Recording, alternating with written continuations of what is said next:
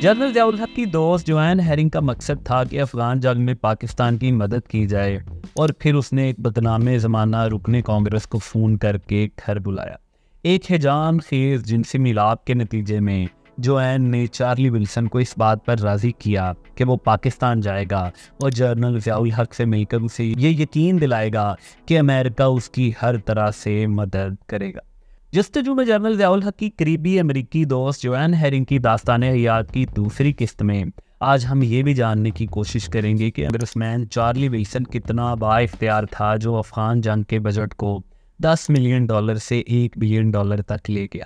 یہودیوں کے لاڈلے کانگریس مین نے کیسے جوائن ہیرنگ کے ساتھ مل کر افغان جنگ کا نقشہ ہی بدل ڈالا۔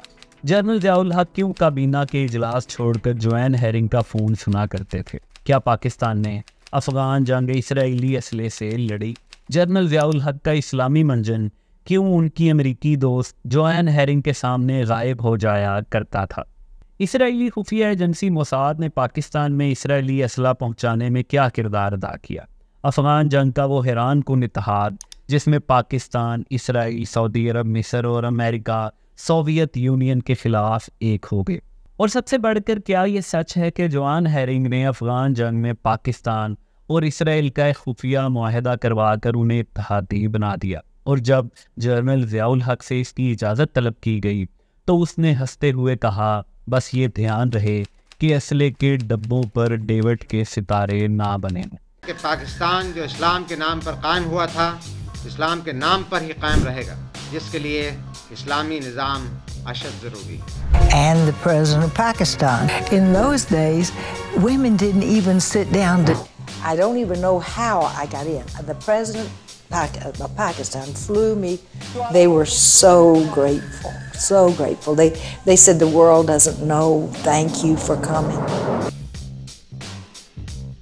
People always call me a socialite. I hate being called a socialite. As she entertained kings and queens and heads of state from around the world. Brigadier retired Yusuf اپنی کتاب the bear trap Afghanistan the untold story میں لکھتے ہیں، بہت بڑا حصہ چین، مصر اور بعد میں اسرائیل سے آیا۔ مجھے کچھ عرصہ پہلے تک یہ اندازہ بھی نہیں تھا کہ اسرائیل بھی ایک ذریعہ تھا۔ جیسا کہ یہ معلوم ہوتا تو عرب ممالک کے ساتھ کافی مسئلہ ہو جاتا۔ اسرائیل سے خریدے ہتھیاروں سے جہاد کرنا قابل قبول نہیں تھا۔ یہ وہ ہتھیار تھے جو اسرائیل کے لیبنان پر حملے کے دوران بڑی مقدار میں پکڑے گئے تھے، اور انہیں بیچ کر انہیں خوشی ہوتی۔ امریکیوں کی طرف سے فنڈز خرچ کرنا اسرائیل کے لیے حیران کن نہیں تھا، مگر وہ ہم سے اس ذریعے کو چھپانے میں محتاط تھے۔ مگر اسرائیل کا اسلحہ پاکستان پہنچانے میں اہم کردار ادا کرنے والے چارلی ولسن بھی ایک مزے کا کردار تھے۔ ان کی بطور امریکی کانگریس مین طاقت یہ تھی کہ وہ member of the house appropriation sub committee on defence تھے۔ یہ کمیٹی CIA کا بجٹ کنٹرول کرتی تھی۔ چارلی ولسن کو new York times the biggest party animal in Congress, جبکہ واشنگٹن پوسٹ اسے کیپٹلز 10 موسٹ افیکٹو بیک روم آپریٹرز کے نام سے یاد کیا کرتا تھا۔ اسے زیرک امریکی سیاستدان کہا جاتا تھا۔ چارلی ولسن خود عیسائی تھا، مگر اسے یہودیوں کا لاڈلا سیاستدان سمجھا جاتا تھا۔ اس کے تعلقات کا یہ عالم تھا کہ ڈیفنس کمیٹی کا چیئرمین جان مارتھا اس کا قریبی دوست تھا، اور یہی چارلی ولسن تھا جس نے جوائن ہیرنگ کو اس وقت کمپنی دی تھی جب اس کا دوسرا شوہر کینسر سے طویل جنگ لڑنے کے بعد وفات پا گیا تھا۔ اس مشکل وقت میں بقول جوائن ہیرنگ چارلی نے اسے جینا سکھایا۔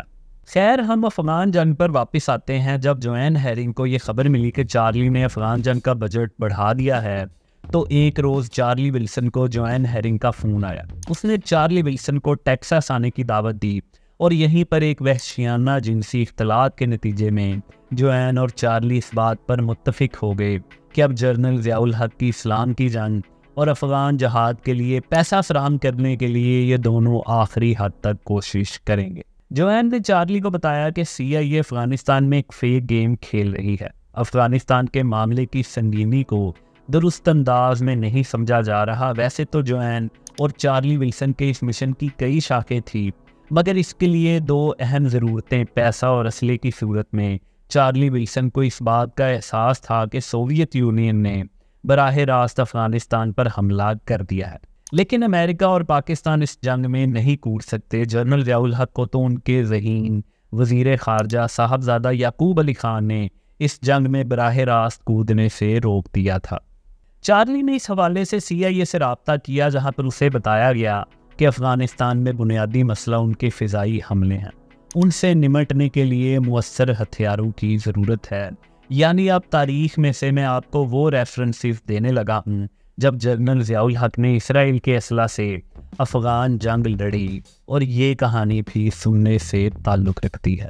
جوائن ہیرنگ اس سارے منظرنامے میں اس قدر اہمیت کی حامل تھی کہ جنرل ضیاء الحق کا اس سے ریگولر بنیادوں پر رابطہ رہتا تھا۔ پاکستان کا دفتر خارجہ جوائن اور جنرل ضیاء کے قریبی تعلقات اور ایک امریکی خاتون کے پاکستانی خارجہ معاملات میں مداخلت پر سخت برا منایا کرتا تھا، لیکن جنرل ضیاء الحق کسی کی بھی نہیں سنتے تھے، بلکہ انہیں جب یہ اطلاع ملتی کہ امریکہ سے ان کی خاتون دوست کا فون آیا ہے تو وہ کابینہ کی ضروری میٹنگز چھوڑ کر بھی ان کا فون سننے جایا کرتے تھے۔ کتاب چارلی ولسنز وار میں لکھا ہے۔ چارلی ولسن کا کہنا ہے کہ ضیاء کابینہ کے اجلاس صرف جوائن کی کال سننے کے لیے چھوڑ دیا کرتے تھے۔ ولسن یاد کرتے ہیں، ضیاء کے ساتھ کوئی افیئر نہیں تھا، لیکن یہ ناممکن تھا کہ جوائن کے ساتھ ڈیل کیا جائے اور اسے جنسی بنیاد پر ڈیل نہ کیا جائے، پھر چاہے آپ کوئی بھی ہوں، آپ کو یہ فون کالز لینی پڑیں گی۔ جنرل ضیاء الحق نے اسرائیلی اسلحے سے کیسے افغان جنگ لڑی، اس کی کہانی میں جانے سے پہلے آپ کو پاکستان میں ان کے اسلامی منجن کا حال بھی بتاتے چلے۔ ایک طرف جنرل ضیاء الحق اسرائیل کے اسلحے سے افغانستان میں جنگ لڑ رہے تھے، اور دوسری طرف وہ اپنی اکثر تقاریر میں پاکستان میں اسلامی نظام نافذ کرنے پر زور دیا کرتے تھے اور اپنا مذہبی خاکہ بیان کیا کرتے تھے۔ ان کے احکامات تھے کہ ان کی ہر تقریر کے بعد ایک نیا ملی نغمہ PTV سے نشر کیا جائے، اور PTV پر صرف اسلامی نشریات ہی ہونی چاہیے، یعنی لباس اچھا ہو اور کوئی ولگر ڈائیلاگ نہیں ہونا چاہیے۔ ایک روز جنرل ضیاء الحق نے تقریر کی، اور پھر اگلے روز ان کے عملے نے پاکستان ٹیلی ویژن کو یہ ہدایت جاری کی کہ جنرل ضیاء الحق PTV تشریف لائیں گے اور اپنی گزشتہ شام کی تقریر ملاحظہ فرمائیں گے۔ خیر، وہ PTV تشریف لائے، اپنی تقریر سنی، اس کے فوراً بعد ملی نغمہ سونی دھرتی اللہ رکھے نشر کیا گیا، مگر جنرل ضیاء الحق بیٹھے رہے۔ پھر اشتہارات آئے، اور اس کے بعد خبرنامہ، جس میں مرکزی فوکس صرف اور صرف جنرل ضیاء الحق کی تقریر اور اسلامی نظام کا نفاذ تھا۔ مگر خبرنامے کے بعد پاکستان کی مایا ناز بینجامن سسٹرز کی آواز میں ملی نغمہ نشر کیا گیا تو جنرل ضیاء الحق غصے میں آ گئے۔ یہ تینوں بہنیں عیسائی تھیں، اور ملی نغمے میں انہیں چراغ ہاتھوں میں لیے سیڑھیاں چڑھتے دکھایا جا رہا تھا۔ پاکستان ٹیلی ویژن کے سابق MD اختر وقار عظیم اپنی کتاب ہم بھی وہیں موجود تھے میں بتاتے ہیں، یہ ویڈیو دیکھ کر جنرل ضیاء الحق ایک دم غصے میں آ گئے اور کہنے لگے، میں اسلامی نظام کی بات کر رہا ہوں اور آپ لوگ یہ کیا ہندوانہ قسم کا نغمہ نشر کر رہے ہیں؟ ان لڑکیوں کا لباس بھی مناسب نہیں، کوئی میری بات، میری سوچ کو سمجھنے کی کوشش نہیں کر رہا۔ نتیجہ اس کا یہ ہوا کہ اگلے روز جنرل ضیاء الحق نے اپنے اسلامی پاکستان کی راہ میں رکاوٹ بننے والے MD PTV آغا ناصر سمیت تمام افسران کو تبدیل کر دیا۔ آپ اندازہ لگائیں کہ ایک طرف جنرل ضیاء الحق پاکستان میں یہ ڈرامے بازی کر رہے تھے، اور دوسری طرف اسرائیل کے اسلحے کو پاکستانی عوام سے چھپا کر پاکستان بھی لایا جا رہا تھا۔ پاکستان میں جنرل ضیاء الحق کے مذہبی منجن کے اثرات کا یہ عالم تھا کہ جب 1979 میں مسجد الحرام پر ایک پھٹکے ہوئے گروپ نے حملہ کر دیا تو پاکستان میں یہ خبر پھیلی کہ اسرائیل مکہ کی مسجد میں حملہ میں ملوث تھا، تو پاکستان نے امریکی سفارت خانے پر حملہ کر کے مشتعل عوام نے اسے آگ لگا دی تھی۔ اگر اس وقت پاکستانی عوام کو یہ معلوم ہو جاتا کہ جنرل ضیاء الحق ایک امریکی بدنام زمانہ خاتون کے ذریعے اسرائیلی اسلحہ پاکستان لانے کے لیے حامی بھرنے والے ہیں، اور پھر اسی اسلحے سے افغان جنگ لڑی جائے گی، تو شاید ان مشتعل عوام کا رخ جنرل ضیاء الحق کے گھر کی طرف ہو جاتا۔ انہیں جب یہ معلوم ہوتا کہ افغان جنگ میں اسرائیل اور پاکستان اتحادی بننے والے ہیں اور یہ جنرل ضیاء الحق کی آشیر بار سے ہو رہا ہے، تو کیا ہوتا؟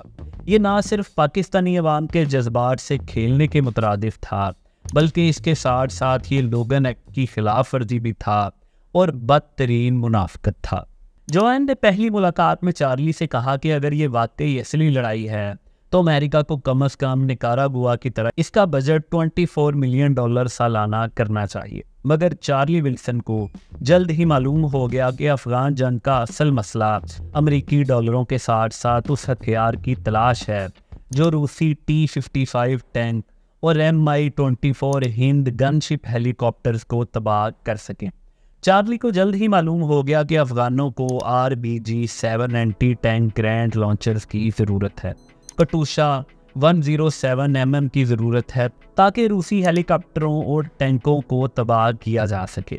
اسے یہ بھی معلوم تھا کہ جب کوئی افغان کسی روسی فوج کے قبضے میں آئے تو اس کے قبضے سے امریکی ساختہ ہتھیار نہیں ملنے چاہیے، کیونکہ اس طرح سے ایک سرد جنگ مکمل جنگ میں بھی تبدیل ہو سکتی ہے اور پھر یہ تیسری عالمی جنگ بھی بن سکتی ہے۔ اور وہ اسرائیل میں اسلحہ کے وہ بڑے گودام بھی پہلے ہی دیکھ چکا تھا جو اسرائیلی فوج نے PLO سے حاصل کیے تھے، اور یہ اسلحہ سوویت یونین نے PLO کو مہیا کیا تھا۔ تو افغان جنگ میں افغانوں کے ہاتھوں میں اگر سوویت میڈ اسلحہ ہوتا اور پھر یہ اسلحہ سوویت یونین کے ہاتھ لگ بھی جاتا تو وہ عالمی سطح پر کسی کو الزام نہیں دے سکتے تھے، اور انہیں بڑے عرصے تک یہی گمان رہتا کہ یہ وہی اسلحہ ہے جو افغانوں نے ان کی فوج سے چھینا ہے۔ چارلی ولسن کو یہودیوں نے جتوایا تھا اور وہ یہودی لابی کا لاڈلا تھا، اور اصل مسئلہ یہ تھا کہ وہ کیسے یہودیوں کو اس بات پر قائل کرے کہ پاکستان کی جنگ کے لیے اسرائیل کی مدد کی ضرورت ہے، اور اس مقصد کے لیے اب اسے جوان ہیرنگ کا جادو اور تعلقات کی ضرورت تھی۔ زوی رافیہ دراصل اسرائیلی خفیہ ایجنسی موساد کے لیے کام کرتا تھا، اسلحے کا بڑا ڈیلر تھا۔ چارلی ولسن اس سے ملنے یروشلم پہنچا اور بیت المقدس کے سائے تلے ایک محفوظ چائے خانے میں ان کی ملاقات ہوئی، جہاں پر چارلی نے اسے پاکستان اسرائیل اتحاد کے بارے میں بتایا تو زوی رافیہ حیران رہ گیا۔ ساری دنیا جانتی ہے کہ اسرائیل اگر آج قائم ہے تو اس کی وجہ صرف امریکی سپورٹ ہے، تو زوی کو آخرکار اس اتحاد کے لیے ماننا ہی تھا، مگر چارلی نے اسے جو دلائل دیے وہ بہت زوردار تھے۔ زوی نے نقطہ اٹھایا کہ پاکستان اور افغانستان تو اسرائیل کے وجود کو تسلیم ہی نہیں کرتے، تو یہ کیسے ممکن ہے؟ چارلی نے اسے بتایا کہ افغانستان اس وقت سرد جنگ کا مرکز ہے، جو امریکہ اور اسرائیل کے دشمن سوویت یونین سے جنگ لڑ رہا ہے، اور افغانوں کو سوویت یونین کے خلاف اس جنگ میں اسلحے کی ضرورت ہے جو سوویت یونین میڈ ہونا چاہیے، جو اسرائیل نے PLO سے حاصل کیا ہے اور جو اس وقت اسرائیل کے اسلحہ کے گوداموں میں پڑا ہوا ہے، اور جن کی مالیت $35 ملین امریکی ہے جو امریکہ اسرائیل کو دینے کے لیے تیار ہے۔ یہاں سے زوی رافیہ کو ساتھ لے کر چارلی ولسن مصر کے دارالحکومت قاہرہ پہنچا، جہاں پر چارلی کی ٹیکساس سے آنے والی ایک بیلے ڈانسر دوست نے مصر کے وزیر دفاع کو اپنی زلفوں کا اسیر بنا لیا، جبکہ اسی دوران نائب وزیر دفاع بھی اسرائیل سے پاکستان سعودی عرب کے اتحاد میں شامل ہو گیا، اور حامی بھر لی کہ مصر میں موجود سوویت لائسنس فیکٹریز جو کلاشنکوف بناتی ہیں وہ پاکستان کو دی جا سکتی ہیں۔ چارلی ولسن یہ سارا کارنامہ کمرے کے بعد واپس جوان ہیرنگ کے پاس پہنچا، کیونکہ اگلے روز پاکستان سے جنرل ضیاء الحق جوان ہیرنگ کے پاس افغان جنگ کے لیے ایک فنڈ ریزنگ میں شرکت کے لیے آ رہے تھے۔ ماسٹر مائنڈ جوان تھی جو چارلی کو سمجھا رہی تھی کہ اس نے جنرل ضیاء الحق سے کیسے ڈیل کرنا ہے۔ ریور اوکس مینشن میں جوان اور چارلی نے تمام پوائنٹ فائنل کی، اور اگلے روز جب تقریب میں چارلی ولسن نے جنرل ضیاء الحق کو بتایا کہ اس نے پاکستان کے لیے $35 ملین کی اسرائیلی اسلحے کی ڈیل فائنل کرنی ہے، تو جنرل ضیاء الحق کا رد عمل بہت حیران کن تھا۔ کتاب چارلی ولسنز وار میں اس حوالے سے لکھا ہے۔ اس نے ضیاء کو اپنے گزشتہ سال کے تجربے کے بارے میں بتایا، جب اسرائیلیوں نے اسے ہتھیاروں کے وسیع ذخائر دکھائے تھے جو انہوں نے PLO سے لیبنان میں پکڑے تھے۔ اس نے ضیاء کو بتایا کہ وہ ہتھیار مجاہدین کے لیے بہترین ہیں، اگر ولسن CIA کو ان ہتھیاروں کو خریدنے کے لیے راضی کر لے تو ضیاء کو انہیں مجاہدین تک پہنچانے میں کوئی پریشانی تو نہیں ہوگی۔ ضیاء جو ہمیشہ سے عملیت پسند تھے اس پیشکش پر مسکراتے ہوئے مزید کہنے لگے، بس ڈبوں پر ڈیوڈ کے ستارے نہیں ہونے چاہیے۔ جوان اس سے پہلے ہی ٹیکساس میں پاکستان کی اعزازی کونسل تھی، مگر اب جنرل ضیاء الحق نے اسرائیلی اسلحے کی ڈیل فائنل کروانے پر اسے پاکستان بلا کر اپنے مبارک ہاتھوں سے پاکستان کے سویلین اعزاز قائد اعظم سے نوازا۔ خیر اسرائیلی اسلحہ پاکستان پہنچ چکا تھا اسے افغان مجاہدین ایک کافر ملک کے خلاف استعمال کرنے لگے، اور دوسری طرف چارلی ولسن اور جوین ہیرنگ اب افغان جنگ کے لیے امریکی بجٹ میں اضافے کی کوششوں میں جت گئے۔ جوین ہیرنگ نے چارلی کو یہ بتایا کہ افغان جنگ کا سالانہ بجٹ کم از کم $80 ملین تک بڑھنا چاہیے، مگر ڈیفنس کمیٹی کے چیئرمین جان مارتھا کے دماغ پر ایک ہی خبر سوار تھی کہ پاکستان میں عوام پر اتنے مظالم ہوتے ہیں کہ ایک اندھی لڑکی سے زیادتی ہوئی اور جنرل ضیاء الحق نے 4 گواہ نہ ہونے پر اسے ہی جیل میں ڈال دیا، اور جوین ہیرنگ نے اسے اپنی ذہانت سے کانگریس میں جان مارتھا کے اسی اعتراض کو اس کے اقرار میں بدلنے کے لیے شاندار چال چلی۔ جوین نے ڈیفنس کمیٹی کے چیئرمین جان مارتھا کو یہ پیشکش کی کہ جنرل ضیاء الحق پاکستانی جیل میں قید اس اندھی لڑکی کو رہا کر دے گا، اور اس کے بدلے وہ چاہے افغان جنگ کے بجٹ میں اضافہ کرنے کے حق میں ووٹ نہ بھی ڈالے، مگر ایک بار ضرور پشاور میں افغان مہاجر کیمپ کا دورہ کر لے۔ جنرل ضیاء الحق نے اس اندھی لڑکی کو رہا کر دیا، اور جان مارتھا پشاور آ کر جذباتی ہو گیا، یعنی اب افغان جنگ کا بجٹ بڑھ کر $80 ملین ہونے والا تھا۔ جوین ہیرنگ اور چارلی ولسن یہاں پر ہی رکنے والے نہیں تھے، بلکہ انہوں نے اس جنگ کے لیے امریکی بجٹ کو سالانہ $1 بلین تک پہنچایا۔ سوویت یونین کے ٹکڑے ہوئے اور ہزیمت کے ساتھ افغانستان سے نکلنے پر مجبور ہوا تو پاکستان میں دیوار برلن کے ٹوٹنے کا کریڈٹ جنرل حمید گل سے لے کر جنرل اختر عبدالرحمان تک سب لیتے نظر آئے، لیکن دراصل یہ جوین ہیرنگ تھی جسے افغان مجاہدین کی امی قرار دیا جا سکتا ہے۔ وہی جوین ہیرنگ جس نے اسرائیلی اسلحہ پاکستان پہنچایا، وہی ہیرنگ جس نے افغان جنگ کے لیے امریکی بجٹ کو $1 ملین تک پہنچایا، اور وہی جوین جس کی وجہ سے دیوار برلن ٹوٹنے کا کریڈٹ امریکہ میں چارلی ولسن کو دیا گیا، اور امریکہ کی تاریخ میں پہلی بار کسی سویلین کو آنرڈ کالنگ کے اعزاز سے نوازا گیا، اور جنرل ضیاء الحق کی دوست وہی جوین ہیرنگ جو آج 95 برس کی عمر میں ٹیکساس کے شاندار محل میں بڑھاپے میں یہ سوچا کرتی ہے کہ وہی تھی جس نے سپر پاور سوویت یونین کو ٹکڑے ٹکڑے کر دیا۔